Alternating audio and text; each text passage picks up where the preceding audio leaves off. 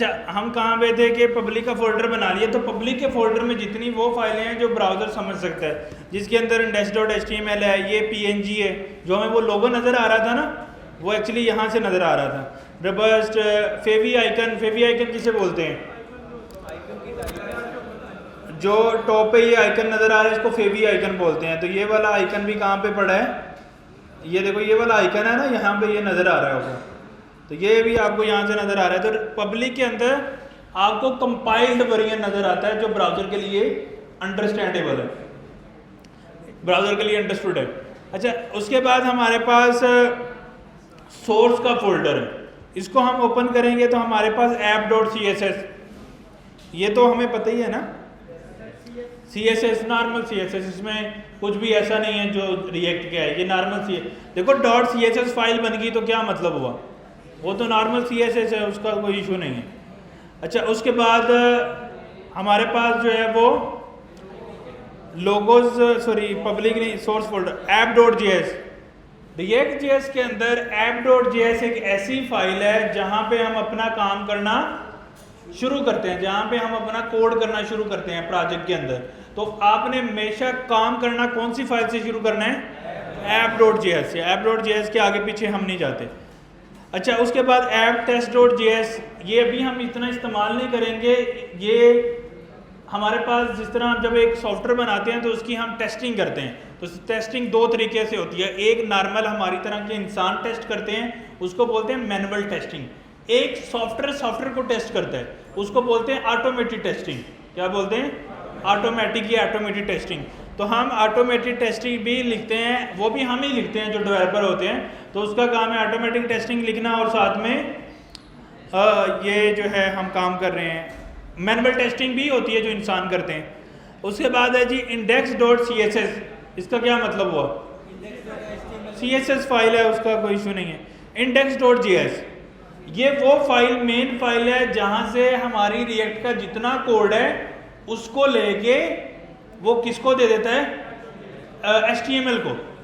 Gate element by ID के साथ वो रूट को गेट करता है और HTML को। नॉर्मली हम इस फाइल में कोड नहीं करते, इस फाइल में कौन सी फाइल चल रही है? यहाँ पे app.js।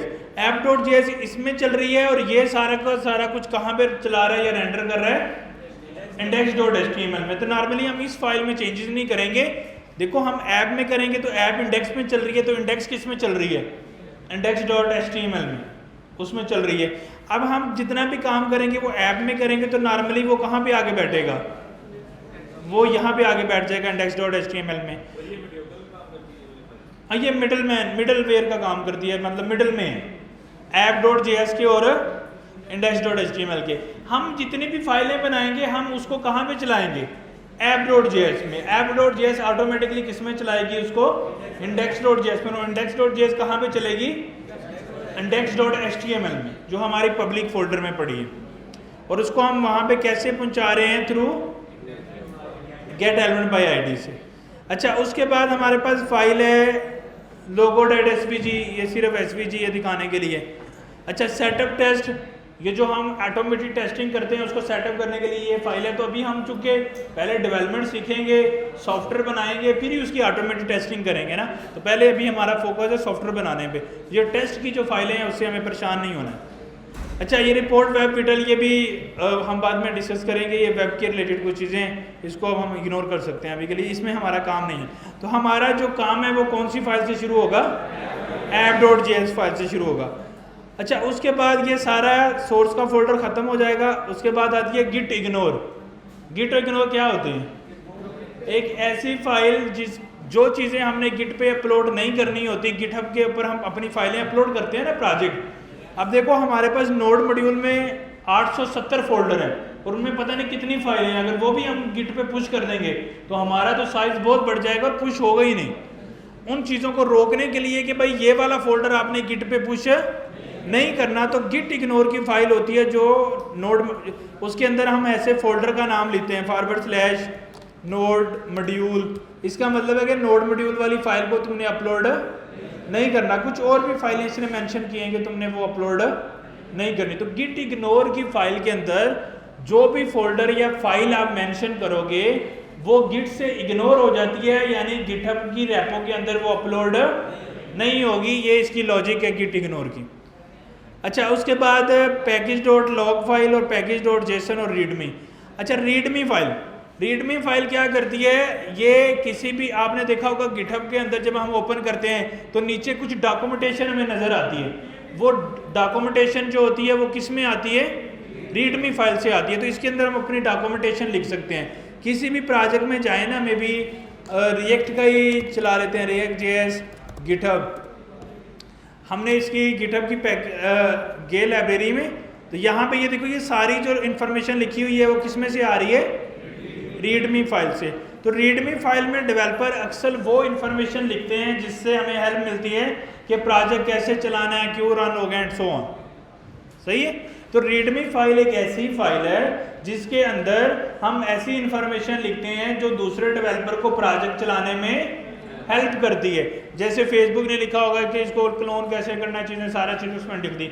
हम अपने प्रोजेक्ट के बारे में लिखेंगे, इसमें ये फीचर है, ये ऐसे चलेगा, ये ईमेल पासवर्ड है, ये क्रेडेंशियल है, हर चीज़ हम रीडमी फाइल में लिखते हैं। तो अगर आपको कोई पर्सन कहता है, कोई क्लाइंट आ जाता है, कोई पर्सन कहता है, कोई बंदा आपको प्रोजेक्ट देता है, वो कहता है यार मेरे प्रोजेक्ट में ये चेंजेस करो, आपने उसको बिला वजह जाके चीज़ें नहीं पूछनी है कि मैं इसको कैसे रन करूं, ये इसमें क्या क्या चीज़ें हैं, क्या फीचर हैं। आपने, अच्छा डेवलपर वो होता है जो जब उसको प्रोजेक्ट मिलता है उसकी पहले रीडमी फाइल ढूंढता है, रीडमी फाइल ढूंढ के उसको पढ़ता है, उसको समझता है कि ये प्रोजेक्ट क्या है। अगर रीडमी में कुछ नहीं मेंशन तो फिर वो जाके उस बंदे से पूछेगा।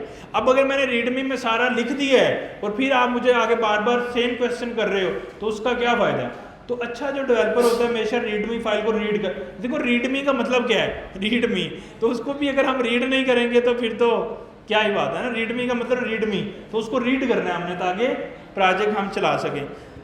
जैसे इस वाली रीडमी को रीड करने के लिए मैं यहाँ से जो है ना वो इसको रन प्रीव्यू में भी मैंने यहाँ पे किया हुआ है रीडमी को रन करने के लिए।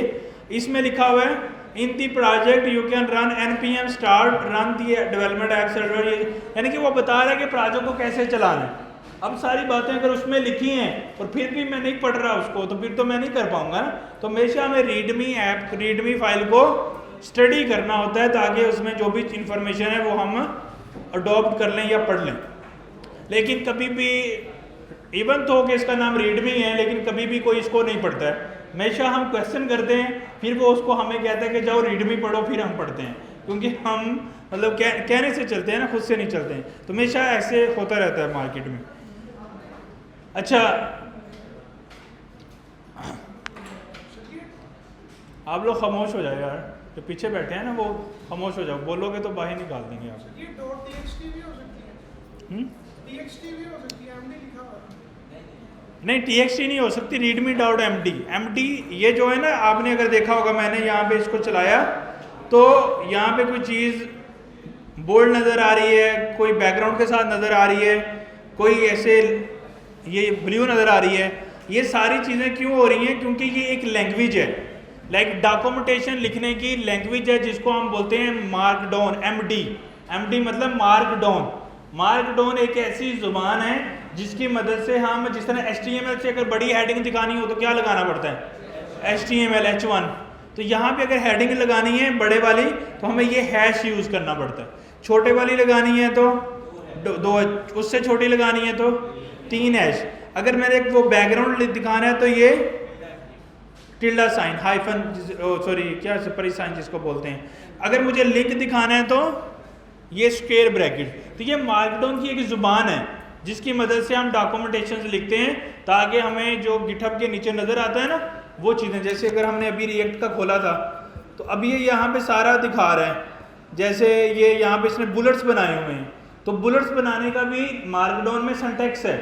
जैसे इसने यहाँ पे ये लिंक लगाया तो लिंक लगाने का भी सिंटैक्स है, ये लाइन लगाई हुई है तो लाइन लगाने का भी सिंटैक्स है। तो यानी पूरी ड्रा करने का सिंटैक्स है, उसको हम मार्कडाउन लैंग्वेज बोलते हैं। आप लोग अगर इसमें इंटरेस्टेड हो तो आप लोग इसको पढ़ सकते हो, मार्कडाउन ये इसकी पूरी लैंग्वेज है।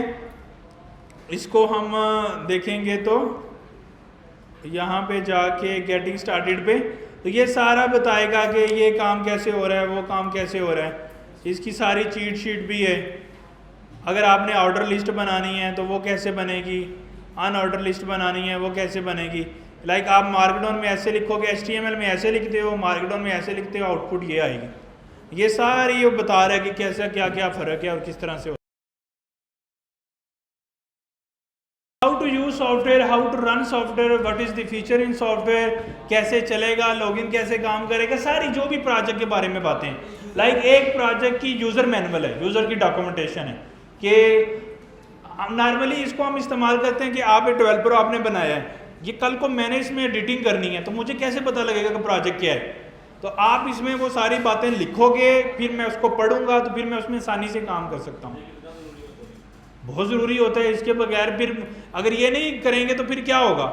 जिस बंदे का प्रोजेक्ट है, एक नए बंदे, एक ये डेवलपर है जिसने काम किया, ये वो बंदा जिसका प्रोजेक्ट है, ये एक नया डेवलपर है।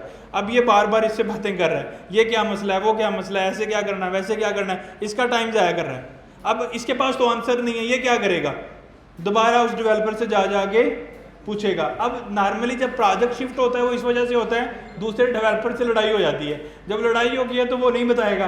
अब ये वाले बंदा कह रहा है मुझे कुछ पता ही नहीं है, ये बंदा कह रहा है कि मुझे ये पता ही नहीं, मैं कैसे करूँ। अब वो कहता है कि मुझे भी पता नहीं है, दूसरा डेवलपर भाग गया है, तो अब वो मसला आ जाता है। अब इस मसले का हल क्या होता है, मसले का हल ये होता है कि अब ये वाला बंदा ज़्यादा टाइम लगाता है, अब वो सारी चीज़ों को खुद से रीड करेगा, लाइक 10,000 फाइलें हैं, उनको समझेगा, पढ़ेगा क्या मामला हैं, क्या चीज़ें हैं, फिर ऐसा ऐसा महीने 2 में फेमिलियर होगा, फिर काम कर पाएगा। लाइक उसको टाइम ज़ाया होगा इसका। अगर उसमें इंफॉर्मेशन लिखी होगी तो वो जल्दी कर लेगा। बात समझ रहे हो। तो डॉक्यूमेंटेशन इज़ ऑलवेज हेल्पफुल, वो उसको हेल्प करती है। HTML भी लिख सकते हैं, लेकिन ज़्यादा अच्छा है कि रीडमी, क्योंकि गिटहब के ऊपर प्रोजेक्ट पड़ा होता है ना हमेशा, तो गिटहब जो है वो रीडमी को जो पहली फाइल वो दिखाता है नीचे डॉक्यूमेंटेशन, वो readme.md को दिखाता है। अगर हम HTML लिखेंगे वो दिखाएगा नहीं फिर वहाँ पे। तो यहाँ पे यानी कि ये जो आउटपुट दिखा रहा है ना, ये सारी, ये वाली जो आउटपुट दिखा रहा है, ये क्यों दिखा रहा है, क्योंकि इसके इस प्रोजेक्ट फोल्डर के अंदर रीडमी फाइल पड़ी हुई है। क्योंकि रीडमी फाइल पड़ी हुई है तो फिर वो उसकी आउटपुट दिखा रहा है।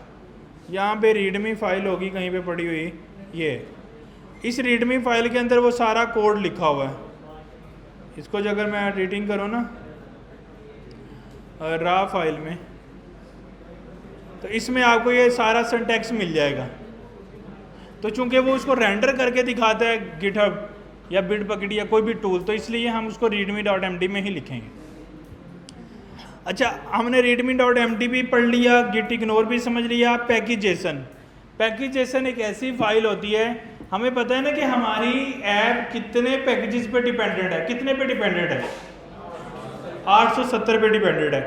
अब वो उनकी बातें हमें उनका रिकॉर्ड कहीं रखना है ना, अदरवाइज तो अगर उनका रिकॉर्ड नहीं होगा तो हमें कैसे पता लगेगा कि हमारी ऐप किन पे डिपेंडेंट है।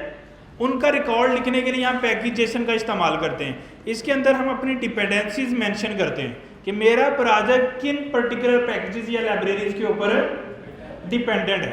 अच्छा, अभी आपको कितनी नज़र आ रही है यहाँ पे, 1 2 3 4 5 6, हर एक का नाम और आगे उसका आ रहा है वर्जन। क्योंकि देखो एक पैकेज है वो रोज़ अपग्रेड भी हो रहा है, जब अपग्रेड होता है वो नया वर्जन आता है। तो कौन सा वर्जन मैंने इस्तेमाल किया था प्रोजेक्ट बनाने के लिए, और क्या मेरे प्रोजेक्ट का मतलब पैकेज का नाम था, वो मैंने चीज़ें इधर मेंशन की।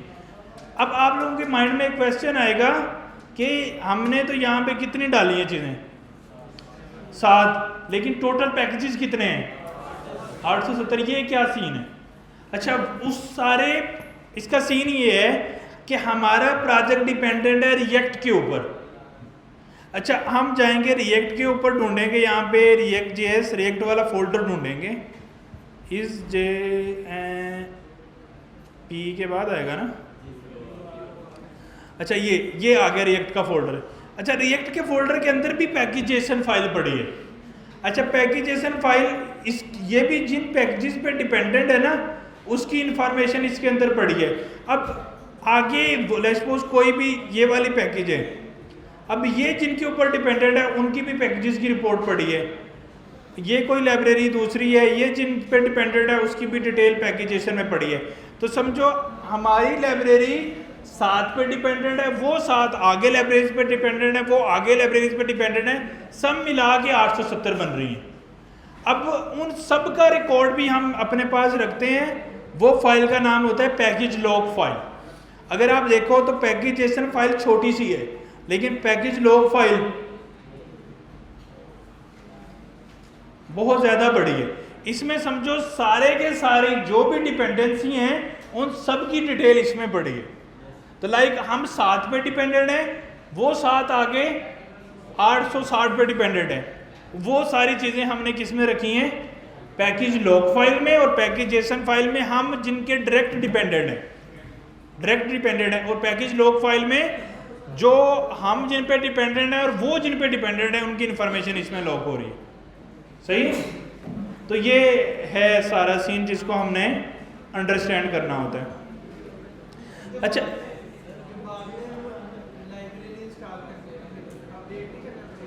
जो बाद में लाइब्रेरी इंस्टॉल करते हैं वो ऑटोमेटिकली पैकेज जेसन में ऐड हो जाएगी। जैसे हम बूटस्ट्रैप करते हैं तो हम यहाँ पे अपना टर्मिनल ओपन करते हैं, एक नया टर्मिनल मैंने ओपन कर दिया। अब हम एक नई लाइब्रेरी इंस्टॉल करना चाहते हैं तो हम लिखते हैं npm इंस्टॉल लाइब्रेरी का नाम, जिसका नाम है बूटस्ट्रैप। सही है? मैंने npm इंस्टॉल बूटस्ट्रैप लिखा, वो उसने प्रोजेक्ट में ऐड कर दिया। पैकेज जेसन में एक डिपेंडेंसी और इंक्रीज कर दी बूटस्ट्रैप। अब कितनी होगी? 8 हो गई। अब ये नोड मॉड्यूल में भी उसने डाल दिया। अगर मुझे बूटस्ट्रैप को इस्तेमाल करना है तो अब मैं सिंपली इसको इंपोर्ट करके यूज़ कर लूँगा इसकी क्लासेस को, क्योंकि मैंने इसको अपने प्रोजेक्ट में इंस्टॉल कर लिया है और वो पैकेज जेसन का पार्ट भी बन गया है या उसका पार्ट भी बन चुका है। सही है? तो यहाँ तक बात समझ आ गई कि इसका क्या सीन है, हमने पैकेजेस वगैरह कैसे बनाए, मेंटेन किए।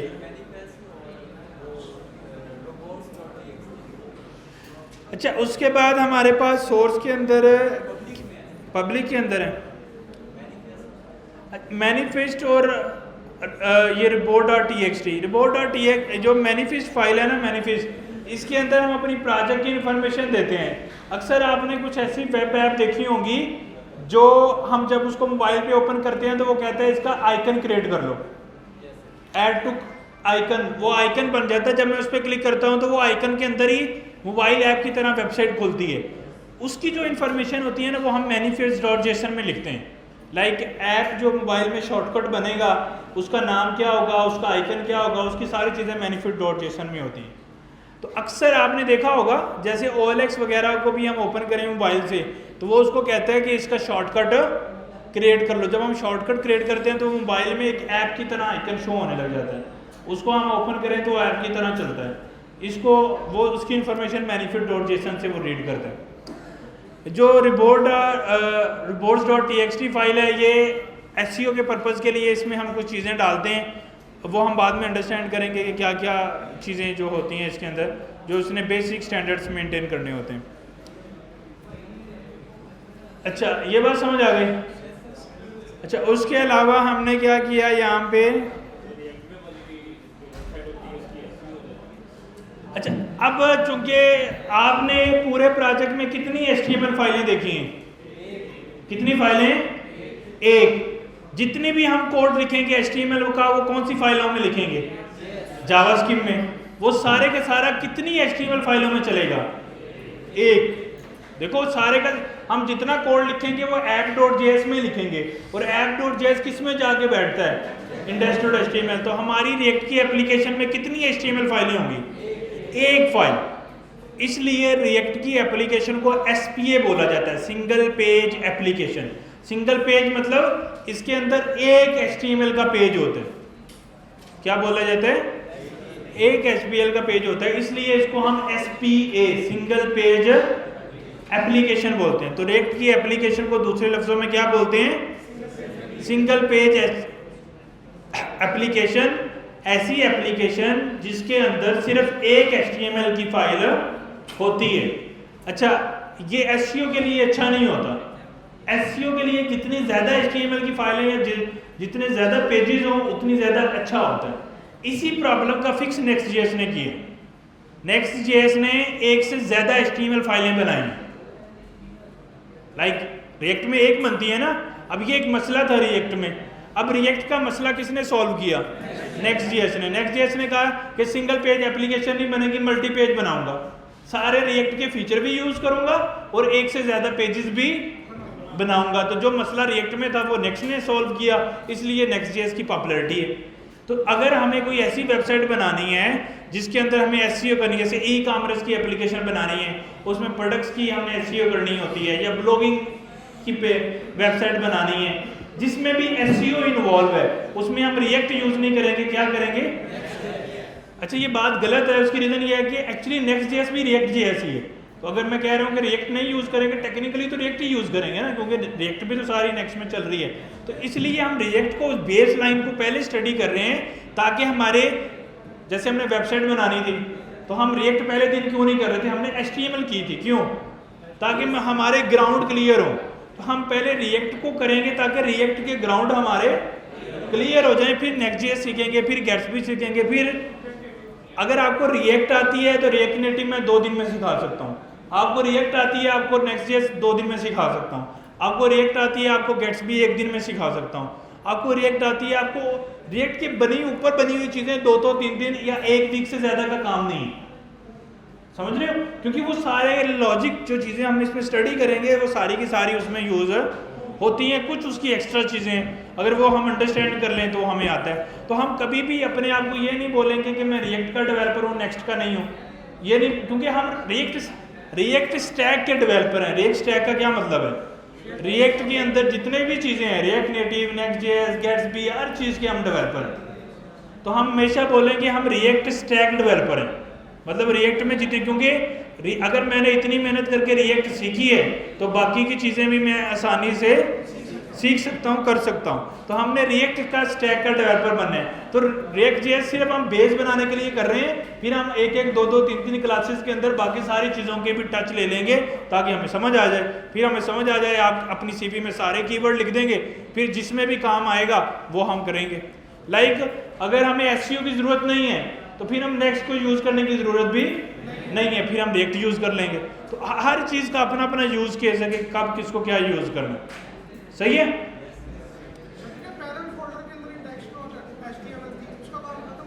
उसका खत्म, उसमें हमने कुछ भी नहीं करना। HTML में तो कुछ करना ही नहीं ना, हमने सारा कुछ किस में करना है? जावास्क्रिप्ट में करना है, app.js में, सही है? तो हम app.js में चले जाते हैं। हमने बेसिक यहाँ पे बना लिए, बेसिक फोल्डर हमने यहाँ पे, बेसिक कोड हमने यहाँ पे लिखा था, हम वो सारे का सारा कोड क्या कर देते हैं? रिमूव कर देते हैं। हम सारे का सारा कोड क्या करते हैं? रिमूव कर देते हैं।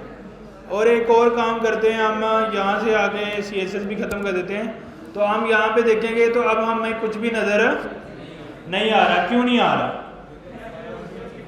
हमने सारा कुछ ये ऐप में से खाली कर दिया है, उसमें कुछ है ही नहीं, तो यूज़ भी कुछ नहीं हो सकता। अच्छा, अब हम ऐप में कुछ ना कुछ करने की कोशिश करेंगे। अच्छा, वो करने की क्या कोशिश करेंगे? हम यहाँ पे HTML लिखेंगे। अच्छा, HTML लिखने का इसका सिंटैक्स ये है कि हम जावास्क्रिप्ट की फाइल में डायरेक्टली HTML नहीं लिख सकते, ऐसे H1 ये नहीं हम कर सकते। हमें इसको करने के लिए पहले जावास्क्रिप्ट में एक फंक्शन बनाना पड़ता है। उस फंक्शन का हम नाम रखेंगे, उसका नाम मैंने नॉर्मली हम उसका नाम ऐप के नाम से रख देते हैं। हमने ऐप का नाम फाइल का नाम क्या रखा है? ऐप। तो इसका नाम भी क्या रख देंगे? ऐप रख देंगे। अच्छा, यहाँ पे हम इसको नॉर्मली फिर क्या करेंगे? रिटर्न। फंक्शन क्या करता है? रिटर्न करता है। अच्छा, इसको रिटर्न करके हम उसमें एक डिव लगाएंगे और उसके अंदर एक HTML लगाएंगे, हेलो वर्ल्ड लगा दी। अच्छा, ये एक फंक्शन बनाया मैंने, इस फंक्शन को कहीं कॉल किए। अब एक और बड़ी इंटरेस्टिंग बात है, हमने जावास्क्रिप्ट में ऐसा फंक्शन ही स्टडी किया था जो रिटर्न के अंदर HTML रिटर्न करे। जावास्क्रिप्ट में फंक्शन बनाए थे, लेकिन कौन से बनाए थे? जो वेरिएबल रिटर्न करते थे, एरे रिटर्न करते थे, ऑब्जेक्ट रिटर्न करते थे, लेकिन HTML रिटर्न नहीं करते थे। ये हमने पहली दफ़ा सिंटैक्स देखे। अच्छा, ऐसा फंक्शन जो जावास्क्रिप्ट के अंदर HTML रिटर्न करता है उसको हम फंक्शन नहीं कंपोनेंट बोलते हैं। क्या बोलते हैं? कंपोनेंट ऐसा फंक्शन जो जावास्क्रिप्ट के अंदर जावास्क्रिप्ट रिटर्न ना करे, क्या रिटर्न करे, उसको हम रिएक्ट का कंपोनेंट बोलते हैं, फंक्शन। अब आज के बाद अगर मैं आपको ऐसा फंक्शन लिखूं जो रिटर्न करे HTML, आप उसको क्या बोलोगे, कंपोनेंट। कभी उसको फंक्शन बोलोगे नहीं। हमने क्योंकि डेफिनेशन पढ़ ली है, ऐसा फंक्शन जो रिटर्न करते हैं HTML उसको क्या बोलते हैं, कंपोनेंट। ये एक कंपोनेंट है, ये फंक्शन नहीं है। अच्छा, अब ये जो रिटर्न कर रहे हैं ना HTML, इसको बोलते हैं JSX। क्या बोलते हैं, क्योंकि ये जावास्क्रिप्ट नहीं है, ये JSX, जावास्क्रिप्ट रिएक्ट, ऐसे कह लें, जावास्क्रिप्ट रिएक्ट मतलब जावास्क्रिप्ट के अंदर HTML JSX, ये क्या रिटर्न कर रहे हैं, JS। अगर कोई पूछे आपको ये फंक्शन क्या रिटर्न कर रहा है, इसको हम बोलेंगे ये JSX रिटर्न कर रहा है। क्या रिटर्न कर रहा है, JSX रिटर्न कर रहा है। सही है। अब ये सारा क्या है, कंपोनेंट और रिएक्ट। जावास्क्रिप्ट के फंक्शन में कोई फर्क है, क्या फर्क है, अगर हम रिटर्न में यहाँ पे कोई स्ट्रिंग रिटर्न कर दें तो ये फंक्शन है, अगर ये रिटर्न कर दें तो कंपोनेंट है, बस ये फर्क है। नॉर्मली जो कंपोनेंट का नाम है वो हमेशा हम कैपिटल में रखेंगे, फंक्शन के नाम हम कैमल केस में भी रख लेते थे या स्मॉल में भी, लेकिन कंपोनेंट का नाम हमेशा कैपिटल रखना लाजमी है, उसको छोटा नहीं रख सकते। सही है। अच्छा, यहाँ तक किसी को इशू हो, समझ आ गई आपको सबको कि ये कंपोनेंट बनाया है, कंपोनेंट का नाम हमेशा कैपिटल ही रखेंगे। अच्छा, अब इसकी आउटपुट अब हमें नजर आनी चाहिए, भाई ये कंपोनेंट चलेगा कैसे। हमने कंपोनेंट तो बना लिया, कंपोनेंट क्या मतलब एक फंक्शन बना के रिटर्न कर दिया HTML, लेकिन ये चलेगा कैसे।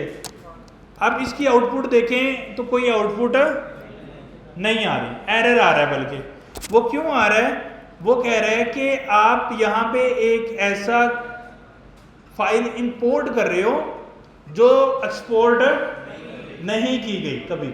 इसका क्या मतलब है, उसमें हम आएंगे।